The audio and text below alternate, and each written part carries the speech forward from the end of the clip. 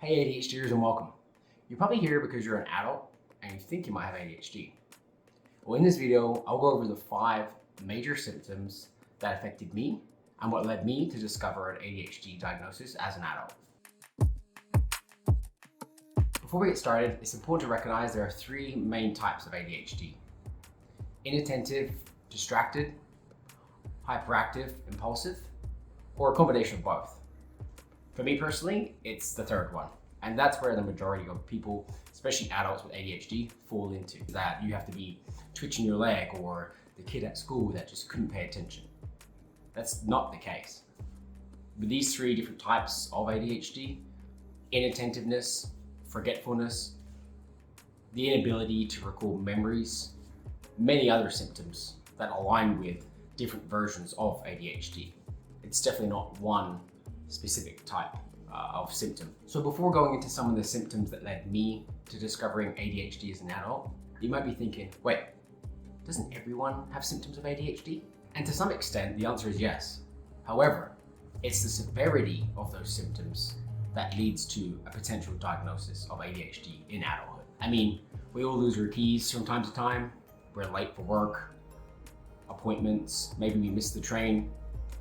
Sometimes we forget about the birthday that was last week. This doesn't mean you have ADHD as an adult. In order to receive a diagnosis of ADHD as an adult, the symptoms must be severe enough and present in a few areas of your life, primarily work, schooling, relationships, or social, and it has to be present from childhood. ADHD isn't something that is created in adult life.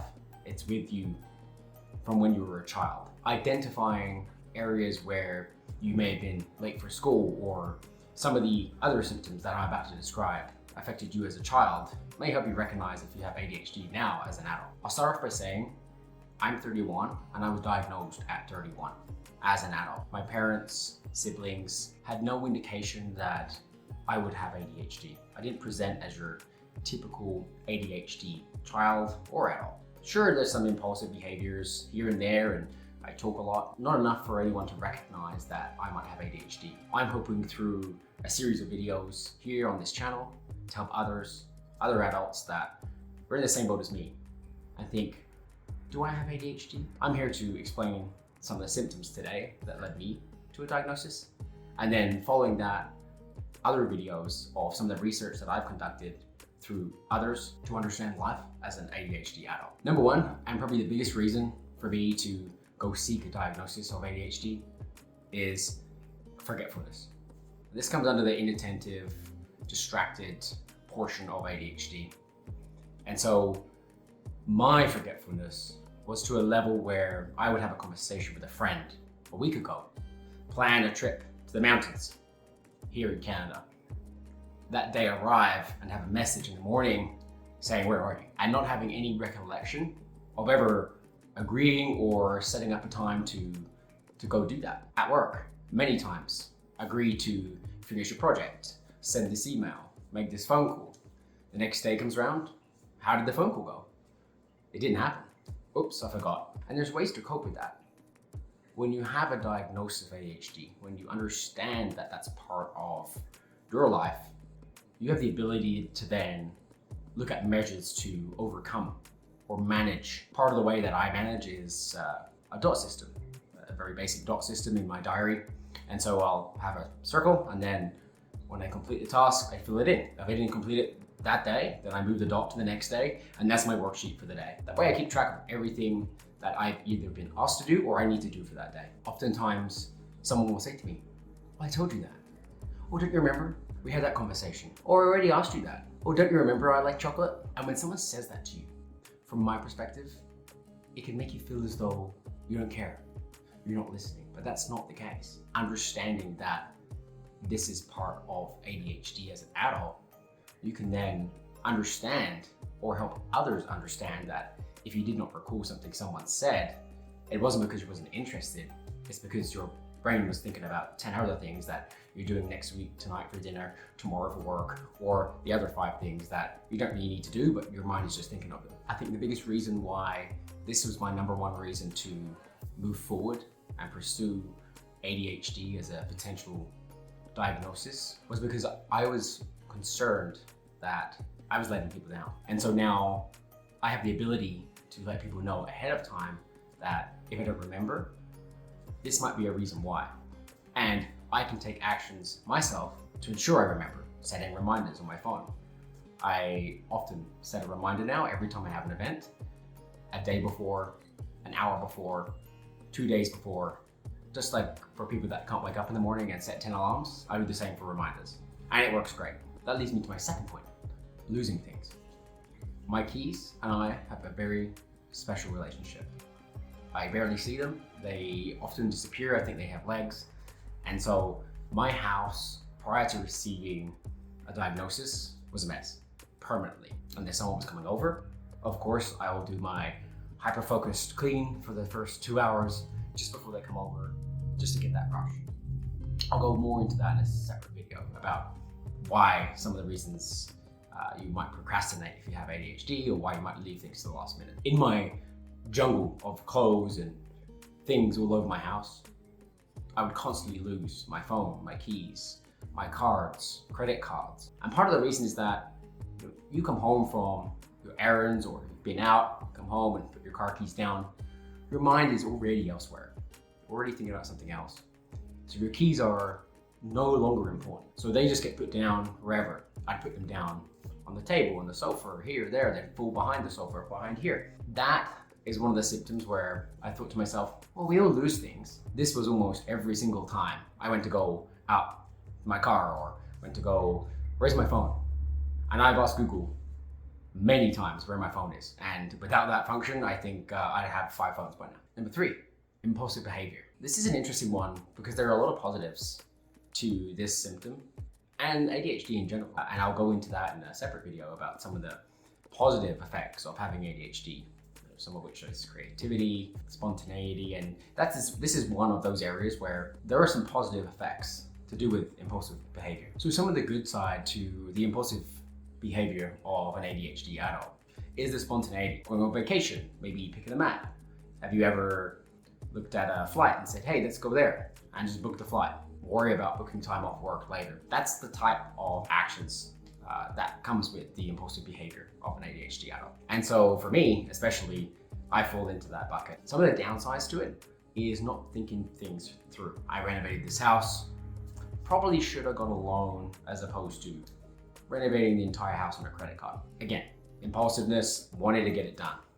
Same goes for my yard. I'm doing my yard right now. Instead of thinking it through and planning is not in the mind of me as an ADHD adult. It's more do. I've learned that you don't need as many stones as that I got. And the stepping stones that I have are definitely way too heavy for me to lift. Lessons learned, but the impulsive behavior allows you to do things that others may not, even after planning, but at the same time does come with some downsides and some risks. And so being aware of that fact, you can then adjust your behavior, or at least be aware of why you do the things that you do. And one of the more risky behaviors that I do is driving fast. Now I have a diagnosis of ADHD as an adult, I can understand some of the reasons why and adjust my behavior accordingly. Number 4, lack of desire to do boring things. Who wants to do the laundry? Ironing. I haven't ironed it in about 10 years. Non-iron shirts are the way to go. But with ADHD as an adult, it's extremely difficult to do boring and repetitive tasks. It doesn't give you the reward that an ADHD brain is looking for. Your brain is more geared towards activities that offer a reward, a dopamine reward system. So whichever that is for you, it could be skiing, snowboarding, it could be going for a bike ride, going for a walk, anything but doing laundry, folding clothes, washing up. It makes it extremely difficult when your mind is telling you, do not do this, do something else that's going to reward me. Understanding that struggle, never having a tidy place, never emptying the dishwasher, using the dishwasher until the point where all of the clean items have been used and I have no cups left. And at that point, I must do my dishes. I have no cups left. I would even use Tupperware instead of plates, or spoons instead of forks. And then finally, laundry. I would wash my clothes, put them on my spare bed, and then my spare bed acted as a wardrobe. Just clothes everywhere, and I would just pick every morning, as opposed to just folding them up and putting them away. So some of those symptoms, many of these you can live with, but why would you want to live like that when you can discover ways of managing that. At the end of the day, it's pretty hard to eat steak with a spoon. Number 5, lateness.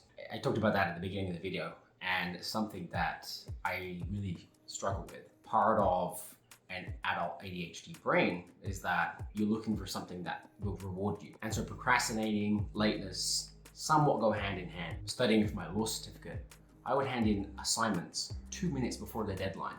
It was almost as if I punished myself in order to get a rush to be able to complete the assignment. Second to that, meeting with friends. I can't remember the last time I was early for an appointment or just a meeting. I would say, hey, sure, let's meet at 7. And instead of leaving at 6:30 and giving myself plenty of time to get there, let's say it takes 20 minutes, I have to leave at 6:30, I have half an hour. I would look at it and go, well, if it only takes 20 minutes to get there, I'll leave at 6:40.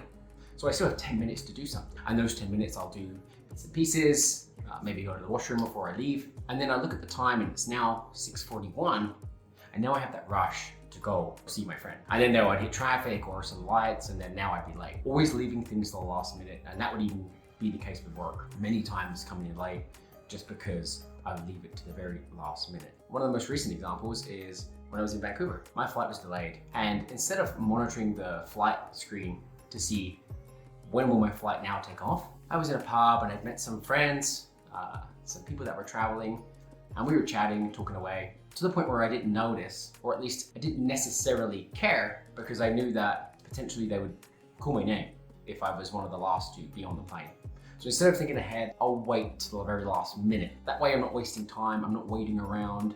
And that's one of the things for me, the lateness that I struggle with. So there you have it. There are my top 5 symptoms that I have as an adult with ADHD that I recognized that led me to go seek a diagnosis and treatment. I'll be doing a bunch more videos on some of the benefits of ADHD, how to explain ADHD to others. If you have any questions about ADHD itself or what I've learned being diagnosed as a 31-year-old adult, let me know in the comments or send me a message. Thanks, and see you again.